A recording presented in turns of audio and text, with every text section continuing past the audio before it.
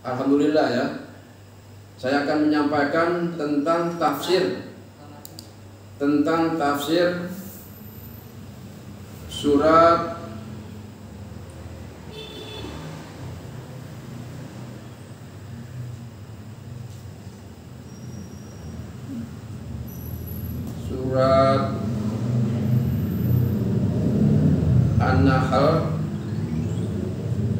An-Nahl, ya.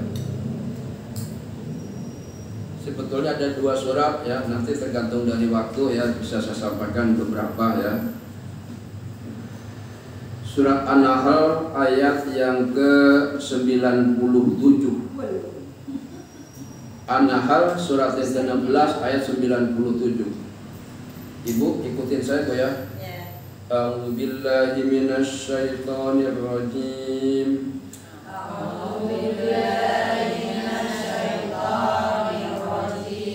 Bismillahirrahmanirrahim.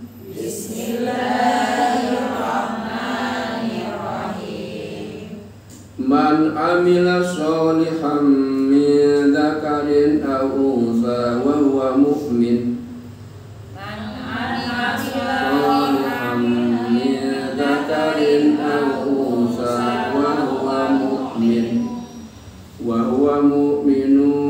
Falanuhyiyannahu hayatan thayyibah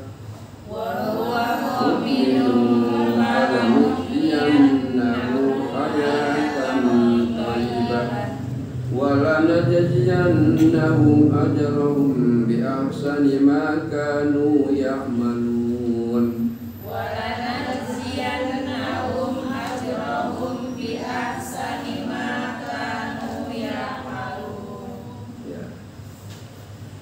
Baik kan? Maknanya atau artinya, barang siapa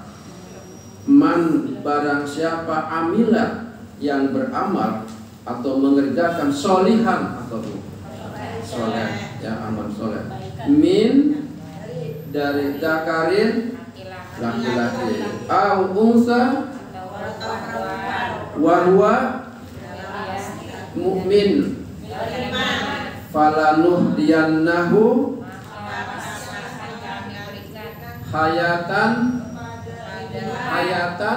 kehidupan thayyibah walanajziyannahum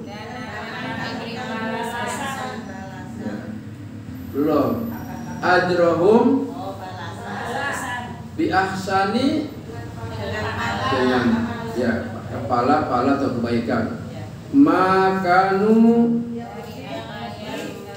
apa yang mereka ya adalah ya'malun yang mereka kerjakan ya. Barangkali kurang begini, barang siapa yang mengerjakan amal soleh baik laki-laki maupun perempuan dalam keadaan beriman, maka sesungguhnya kata Allah, kami akan berikan kepadanya kehidupan yang baik. Dan sesungguhnya akan kami berikan balasan kepada mereka. Siapa itu mereka? Yang beramal soleh, laki-laki dan perempuan tadi, dengan pahala ajruhum, dengan pahala bi ahsani, dengan kebaikan ya, makanu ya'malu ya, dengan pahala yang lebih baik daripada apa yang telah mereka kerjakan. Ini surat An-Nahl ayat yang ke-97 ya. Nah, baik Ibu sekalian. Tadi ayat ini Allah Subhanahu wa taala menjelaskan kepada kita sekalian. Maka marilah kita sama-sama untuk menyimak ayat ini ya. Ayat ini Ibu sekalian, janji Allah ya, ditujukan kepada orang-orang yang beramal soleh. Janji Allah ditujukan kepada orang-orang yang beramal soleh, baik dia laki-laki maupun perempuan ya.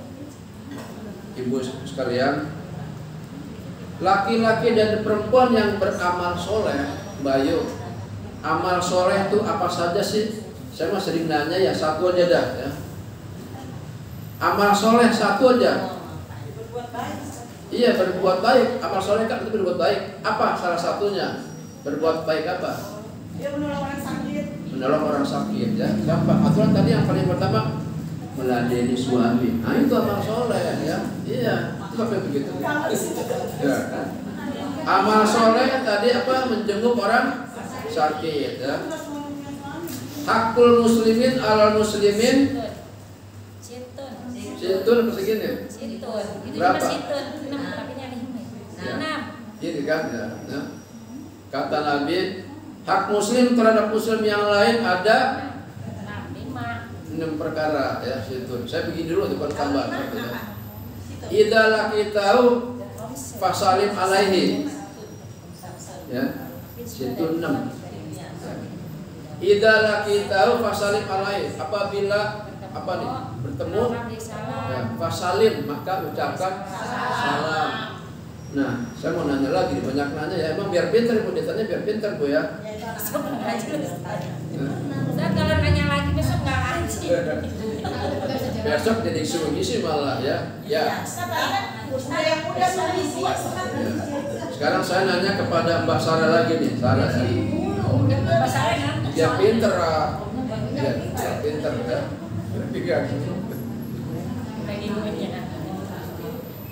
Mbak Linda, salah lagi minum, tanya Mbak Linda aja dah ya. Apa tadi pertanyaannya? Belum, Ustaz. Belum pertanyaan Ustaz. Jika belum bertemu, maka memberi salam. Pertanyaan saya kepada Mbak Linda ya. Semua salam itu sudah dicontohkan oleh Nabi Shallallahu Alaihi Wasallam. Pertanyaan saya agak susah ya.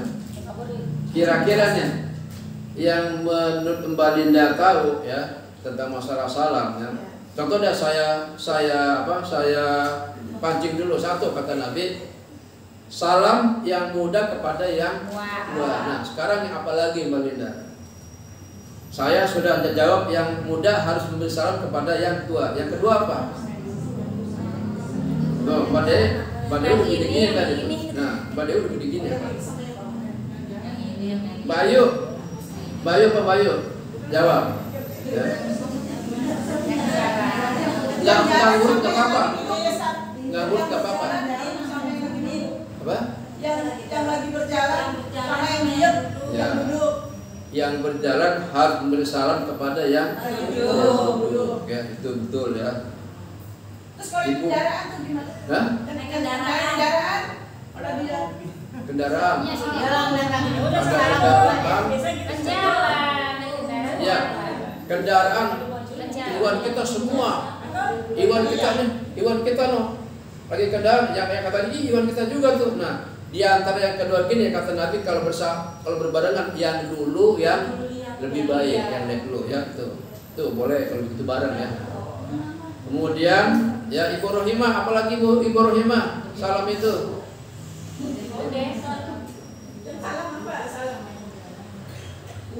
Yang tua yang muda. Kemudian tadi apa yang naik kendaraan.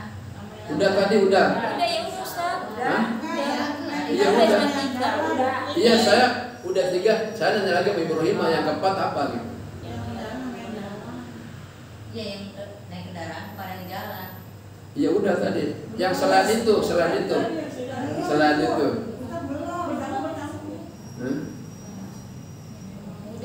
Ya, coba ya. Kan cuma 3. Ada lagi. Yang anak-anak yang jawab. Nah itu ya. Kita nih orang dewasa ketemu sama anak-anak yang salam anak-anak apa kita? Orang tuh tua. Beda kalau sama Sarah sama Mbak Dewi itu mana nih? Dewi lah. Berarti Sarah yang salah. Tapi kalau orang tua sama anak-anak, saya sama anak-anak yang salam saya, orang tua yang salam sama anak-anak remaja ya. Beda. Apa tujuannya untuk mendidik dia rajin salam. Tapi kalau tadi yang muda dengan yang tua hanya beda sedikit aja ya. Tapi kalau yang tuanya udah berat duluan, yang Ya itu nggak apa-apa. Ada hadis lagi, siapa yang duluan, yang muda nggak ngelihat, yang muda nggak ngelihat nih. Assalamualaikum. Waalaikumsalam. Itu ada lagi hadis ya. Jadi siapa yang duluan ngelihat, jadi ternyata banyak salam ya. Kok jadi salam-salam ya, nggak apa-apa ya. Kita lanjut ya. Masih ada waktu ya. Nah, baik ibu sekalian ya, dikit lagi nih ya. Jadi Bu, barang siapa laki-laki dan perempuan yang beramal soleh, tadi kan amal soleh banyak ya. Suami meladeni istri, istri meladeni suami, anak meladeni ibu, ibu meladeni anak, semua banyak. Tetangga dengan tetangga ya, sama ya. Teman dengan teman, teman dengan sahabat, banyak ya amal soleh. Nah di sini Bu ya, amal soleh di sini kata Allah, siapa yang beramal soleh, Allah akan kasih kehidupan yang baik ya. Falanudiyannahum hayatan thayyibah, kehidupan yang baik. Nah, sekarang Bu, saya ambil ayat yang kedua. Mana yang kedua ya? Ini tentang agak beda sedikit ya. Agak beda sedikit ya.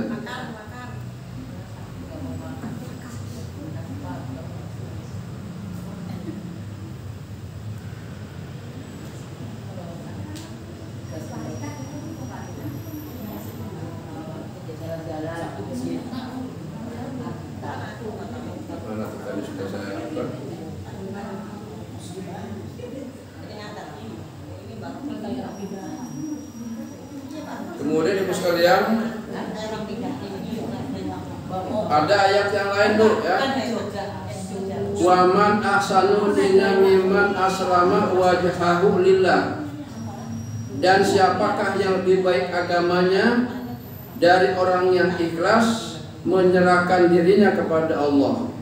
Ini orang yang paling baik, yakni adalah ikhlas dalam beramal ya, demi Allah Subhanahu wa taala sebagai Tuhan yang disembahnya. Wa huwa muhsin, sedangkan dia mengerjakan kebajikan. Di dalam ayat yang lain Bu, barang siapa laki-laki dan perempuan yang mengerjakan kebaikan, Allah akan memasukkan ke dalam surga. Ada dua ya, ada dua. Surat An-Nisa 125 kalau saya tidak lupa. Jadi barang siapa laki-laki dan perempuan yang berbuat kebaikan, itu ayatnya saya lupa. An-Nisa 174 ya. Barang siapa, saya catat ya. Barang siapa yang beramal soleh laki-laki dan perempuan, maka Allah akan memasukkan ke dalam surga, surganya Allah Subhanahu wa taala. Jadi saya simpulkan ibu sekalian, saya simpulkan di dalam dua ayat ini dan beberapa ayat ini, artinya beda gimana coba artinya? Wahai manusia, sesungguhnya telah sampai kepadamu bukti kebenaran dari Tuhanmu. Terus Muhammad dengan mukjizatnya, dan telah kami turunkan kepadamu cahaya yang terang benderang. Al-Quran. Berapa ya? Bukan 174 bukan ya? 74 itu. Lain. Ini asal 174. Iya, 174 ya. Iya. Bukan 75 kali ya yang agama Allah gitu, bukan? Bukan. Hampir sama, man amila. Ya. Barang siapa yang beramal laki-laki dan perempuan, Allah akan memasukkan ayat kulu dan jannah. Allah akan memasukkan ke dalam surga ya. Untuk sementara mungkin saya lupa ya. Nah, jadi siapa yang beramal soleh laki-laki dan perempuan, Allah akan memasukkan ke dalam surga. Nah ibu sekalian, jadi yang kedua ada dua Bu, laki-laki dan perempuan yang beramal soleh. Tadi kalau dibahas banyak amal solehnya Bu. Yang pertama amal soleh, jangan lupa yang disebut amal soleh hanya kepada Allah lillahi ta'ala ya. Apa amal soleh? Kepada kita mendirikan sholat, kemudian kita melaksanakan ibadah puasa ya, membaca Quran itu. Kemudian amal soleh yang lain kepada manusia tadi banyak. Tadi suami dan istri, ayah, ibu, anak, orang tua anak, saudara, amal soleh ya, dengan tetangga. Banyak amal soleh yang kita kerjakan itu sesama manusia. Maka ada istilah hablum minallah dan hablum minnas. Amal soleh untuk kepada Allah dan amal soleh kepada sesama manusia. Nah, kata Allah, barang siapa laki-laki dan perempuan yang beramal soleh, maka Allah akan memberikan kehidupan yang baik. Tapi syaratnya tadi ya betul, iman kemudian beramal soleh, maka Allah akan kasih dia balasan di dalam dunianya, kehidupan yang baik ya. Baik menurut siapa, Bu? Baik menurut Allah. Mungkin begini, kalau menurut kita kok kita miskin ya. Nah, barangkali kita miskin tapi menurut Allah itu baik buat kita ya. Orang miskin mungkin kalau dia kaya apa?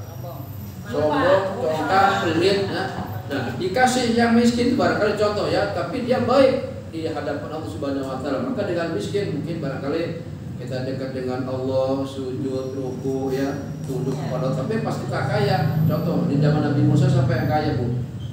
Yang kaya sombong siapa? Bukan. Bukan di zaman Nabi Musa. Korun ya. Korun kan sombongnya bukan main dia. Diminta zakat oleh Nabi Musa, menyuruh pembantunya nggak mau. Apa ini ya?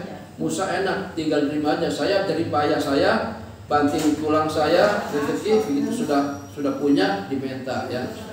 Nah, akhirnya apa kan kita tahu sejarah, Bu ya. Korun pada hari itu ditenggelamkan apanya, Bu? Ditenggelamkan orangnya dan hartanya. Saya pernah baca buku rata ya. Rata, nggak seperti terjadi apa-apa. Makanya sekarang kalau kita menemukan harta di dalam tanah namanya apa? Harta karun. Padahal yang punya harta si tohir ya. Tapi nyebutnya harta karun ya. Yang punya harta perempuan ya, Fatimah ya. Tapi begitu ketemu harta karun. Nah, jadi itu mah istilah saja. Nah, itu Ibu sekalian sekali lagi.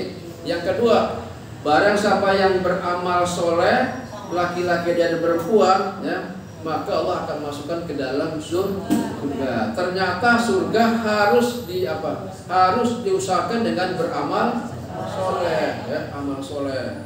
Amal artinya perbuatan soleh ya, jadi perbuatan menurut Allah Subhanahu wa taala. Nah, coba barangkali Ibu silakan kalau dia mau nanya. Ada mau nanya silakan, Bu. Ibu Adinda silakan. Saya ya. mau nanya tapi masalah bab sholat. Sholat nggak apa-apa. Saya dengar di YouTube ada ustaz sampai saya lupa. YouTube. Saya kan suka dengar kajian Ustaz. Jadi masalah sholat qobliyah. Qobliyah itu kan qobliyah kalau subuh ya, Ustaz. Ya, sebelum namanya qobliyah. Sesudah Tapi qobliyah. kalau dia punya karena udah terbiasa sholat qobliyah, itu tiba-tiba sholat hari dia lupa gitu, langsung misalnya di masjid udah qomat langsung sholat wajib gitu. Tapi boleh katanya dilakukan setelah sholat wajibnya. Apa betul itu salah? Kayaknya betul. Itu namanya disebut qadha. Orang yang biasa melakukan amal soleh, sholat, suatu saat dia lupa, ingat nih hari ini, dilakukan namanya itu namanya qadha. Masjid sah. Kalau kita di rumah? Iya, dilakukan di rumah. Ingatnya di rumah, ya. Gitu ya, gitu. Oh, saya dapat acungan jempol tuh ya. Itu ya. Jadi boleh namanya di qadha. Orang yang biasa melakukan, contoh Nabi Muhammad. Nabi Muhammad nggak pernah ketinggalan sholat malam, ya, sholat malam. Nah, sesuatu saat Nabi nggak sempat sholat malam karena ada suatu hal, habis lelah segala macam. Kemudian pada waktu siangnya Nabi melaksanakan sholat malam di qadha pada waktu Tapi jangan coba-coba kita nggak pernah sholat malam, tahu-tahu jam 1 sholat tahajud. Ya, itu beda Ibu Khadijah ya. Itu beda. Yang udah biasa kan namanya di qadha ya. Contoh, saya juga pernah, tapi gini, kalau saya dikir, saya nggak sempat dikir di siang hari, pada malam hari saya ingat baca di situ. Kalau waktu malam hari itu boleh ya. Ada lagi yang mau nanya? Kalau ada, kalau nggak ada cukup.